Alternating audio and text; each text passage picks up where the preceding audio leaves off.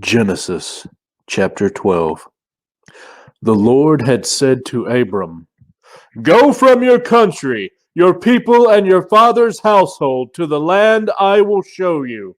I will make you into a great nation, and I will bless you. I will make your name great, and you will be a blessing. I will bless those who bless you, and whoever curses you, I will curse. And all peoples on earth will be blessed through you." So Abram went as the Lord had told him, and Lot went with him. Abram was 75 years old when he set out from Haran. He took his wife Sarai, his nephew Lot, all the possessions they had accumulated, and the people they had acquired in Haran, and they set out for the land of Canaan, and they arrived there. Abram traveled through the land as far as the site of the great tree of Moreh at Shechem. At that time the Canaanites were in the land. The Lord appeared to Abram and said, "To your offspring I will give this land." So he built an altar there to the Lord who had appeared to him. From there he went on toward the hills east of Bethel and pitched his tent, with Bethel on the west and Ai on the east. There he built an altar to the Lord and called on the name of the Lord. Then Abram set out and continued toward the Negev. Now there was a famine in the land, and Abram went down to Egypt to live there for a while because the famine was severe. As he was about to enter Egypt, he said to his wife Sarai, "I know what a beautiful woman you are. When the Egyptians see you, they will say, 'This is his wife.' Then they will kill me, but will let you live. Say you are my sister, so that I will be treated well for your sake, and my life will be spared because of you." When Abram came to Egypt, the Egyptians saw that Sarai was a very beautiful woman. And when Pharaoh's officials saw her, they praised her to Pharaoh, and she was taken into his palace. He treated Abram well for her sake, and Abram acquired sheep and cattle, male and female donkeys, male and female servants, and camels. But the Lord inflicted serious diseases on Pharaoh and his household because of Abram's wife Sarai. So Pharaoh summoned Abram. "What have you done to me?" he said. "Why didn't you tell me she was your wife? Why did you say, 'She is my sister,' so that I took her to be my wife? Now then, here is your wife. Take her and go." Then Pharaoh gave orders about Abram to his men, and they sent him on his way with his wife and everything he had.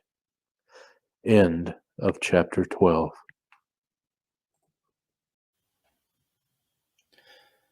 Genesis chapter 13.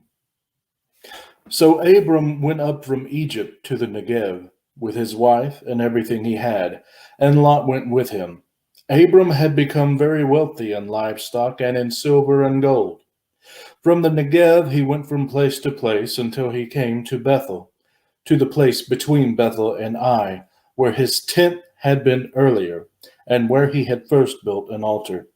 There Abram called on the name of the Lord. Now Lot, who was moving about with Abram, also had flocks and herds and tents. But the land could not support them while they stayed together, for their possessions were so great that they were not able to stay together. And quarreling arose between Abram's herders and Lot's. The Canaanites and Perizzites were also living in the land at that time. So Abram said to Lot, "Let's not have any quarreling between you and me, or between your herders and mine, for we are close relatives. Is not the whole land before you? Let's part company. If you go to the left, I'll go to the right. If you go to the right, I'll go to the left." Lot looked around and saw that the whole plain of the Jordan toward Zoar was well watered, like the garden of the Lord, like the land of Egypt. This was before the Lord destroyed Sodom and Gomorrah. So Lot chose for himself the whole plain of the Jordan and set out toward the east. The two men parted company. Abram lived in the land of Canaan, where Lot lived among the cities of the plain and pitched his tents near Sodom. Now the people of Sodom were wicked, and they were sinning greatly against the Lord. The Lord said to Abram after Lot had parted from him, "Look around from where you are, to the north and south, to the east and west. All the land that you see, I will give you and your offspring forever. I will make your offspring like the dust of the earth, so that if anyone could count the dust, then your offspring could be counted. Go walk through the length and breadth of the land, for I am giving it to you." So Abram went to live near the great trees of Mamre at Hebron, where he pitched his tents. Then he built an altar to the Lord there. End of chapter 13. Genesis chapter 14. At the time when Amraphel was king of Shinar, Arioch king of Elasar, Kedorlaomer king of Elam, and Tidal king of Goyim. These kings went to war against Bera king of Sodom, Bersha king of Gomorrah, Shinab king of Admah, Shemeber king of Zeboim, and the king of Bela, that is Zoar. All these latter kings joined forces in the valley of Siddim, that is the Dead Sea Valley. For 12 years they had been subject to Kedorlaomer, but in the 13th year they rebelled. In the 14th year, Kedorlaomer and the kings allied with him went out and defeated the Rephaites in Ashtaroth, Karnaim, the Zuithites in Ham, the Emites in Shaveh, Kerithaim, and the Horites in the hill country of Seir, as far as El Parna, near the desert. Then they turned back and went to En Mishpat, that is Kadesh, and they conquered the whole territory of the Amalekites, as well as the Amorites who were living in the Hazion Tamar. The king of Sodom, the king of Gomorrah, the king of Admah, the king of Zeboim, and the king of Bela, that is Zoar, marched out and drew up their battle lines in the valley of Siddim against Kedorlaomer, king of Elam, Tidal, king of Goyim, Amraphel, king of Shinar, and Arioch, king of Elasar. 4 kings against 5. Now the valley of Siddim was full of tar pits, and when the kings of Sodom and Gomorrah fled, some of the men fell into them, and the rest fled to the hills. The 4 kings seized all the goods of Sodom and Gomorrah and all their food. Then they went away. They also carried off Abram's nephew Lot and his possessions, since he was living in Sodom. A man who had escaped came and reported this to Abram the Hebrew. Now Abram was living near the great trees of Mamre, the Amorite, a brother of Eshcol and Aner, all of whom were allied with Abram. When Abram heard that his relative had been taken captive, he called out the 318 trained men born in his household and went in pursuit as far as Dan. During the night, Abram divided his men to attack them, and he routed them, pursuing them as far as Hobah, north of Damascus. He recovered all the goods and brought back his relative Lot and his possessions, together with the women and the other people. After Abram returned from defeating Kedorlaomer and the kings allied with him, the king of Sodom came out to meet him in the valley of Shaveh, that is, the king's valley. Then Melchizedek, king of Salem, brought out bread and wine. He was priest of God Most High, and he blessed Abram, saying, "Blessed be Abram by God Most High, creator of heaven and earth, and praise be to God Most High, who delivered your enemies into your hand." Then Abram gave him a tenth of everything.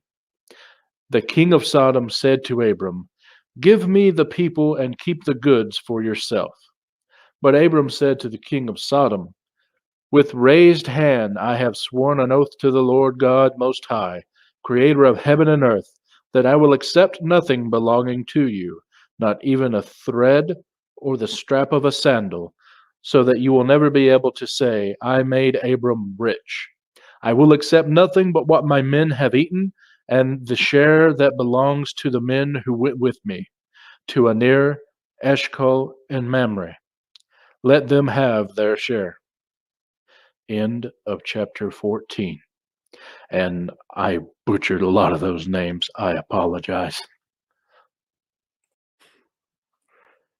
Okay, folks, this is Genesis chapter 15, and I got a lot of weird names.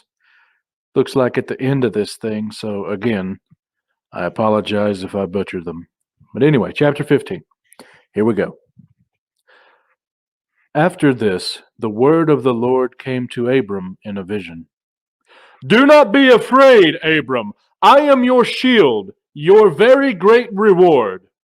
But Abram said, Sovereign Lord, what can you give me since I remain childless and the one who will inherit? My estate is Eliezer of Damascus. And Abram said, You have given me no children, so a servant in my household will be my heir. Then the word of the Lord came to him. This man will not be your heir, but a son who is your own flesh and blood will be your heir. He took him outside and said, Look up at the sky and count the stars, if indeed you can count them. Then he said to him, So shall your offspring be. Abram believed the Lord, and he credited it to him as righteousness. He also said to him, I am the Lord who brought you out of Ur of the Chaldeans to give you this land to take possession of it. But Abram said, Sovereign Lord, how can I know that I will gain possession of it? So the Lord said to him, Bring me a heifer, a goat, and a ram, each 3 years old, along with a dove and a young pigeon. Abram brought all these to him, cut them in two, and arranged the halves opposite each other. The birds, however, he did not cut in half.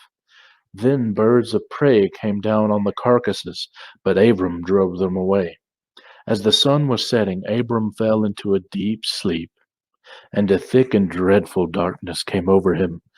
Then the Lord said to him, Know for certain that for 400 years your descendants will be strangers in a country not their own, and that they will be enslaved and mistreated there. But I will punish the nation they serve as slaves, and afterward they will come out with great possessions. You, however, will go to your ancestors in peace and be buried at a good old age. In the 4th generation, your descendants will come back here, for the sin of the Amorites has not yet reached its full measure. When the sun had set and darkness had fallen, a smoking firepot with a blazing torch appeared and passed between the pieces. On the day the Lord made a covenant with Abram and said, To your descendants I give this land, from the Wadi of Egypt to the great river, the Euphrates, the land of the Kenites, Kenizzites, Cadmonites, Hittites, Perizzites, Raphaites, Amorites, Canaanites, Girgashites, and Jebusites.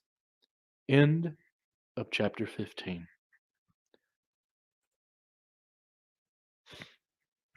Genesis chapter 16. Now Sarai, Abram's wife, had borne him no children, but she had an Egyptian slave named Hagar. So she said to Abram, The Lord has kept me from having children. Go sleep with my slave. Perhaps I can build a family through her. Abram agreed to what Sarai said. So after Abram had been living in Canaan 10 years, Sarai, his wife, took her Egyptian slave Hagar and gave her to her husband to be his wife. He slept with Hagar, and she conceived. When she knew she was pregnant, she began to despise her mistress. Then Sarai said to Abram, You are responsible for the wrong I am suffering. I put my slave in your arms, and now that she knows she is pregnant, she despises me. May the Lord judge between you and me. Your slave is in your hands. Abram said. "Do with her whatever you think best." Then Sarai mistreated Hagar, so she fled from her. The angel of the Lord found Hagar near a spring in the desert. It was the spring that is beside the road to Shur. And he said, "Hagar, slave of Sarai, where have you come from? And where are you going?" "I am running away from my mistress Sarai," she answered. Then the angel of the Lord told her, "Go back to your mistress and submit to her." The angel added, "I will increase your descendants so much that they will be too numerous to count." The angel of the Lord also said to her, "You are now pregnant, and you will give birth to a son. You shall name him Ishmael, for the Lord has heard of your misery. He will be a wild donkey of a man. His hand will be against everyone, and everyone's hand against him, and he will live in hostility toward all his brothers." She gave this name to the Lord who spoke to her. "You are the God who sees me." For she said, "I have now seen the one who sees me." That is why the well was called Beer Lahai Roi. It is still there, between Kadesh and Bered. So Hagar bore Abram a son, and Abram gave the name Ishmael to the son she had born. Abram was 86 years old when Hagar bore him Ishmael. End of chapter 16.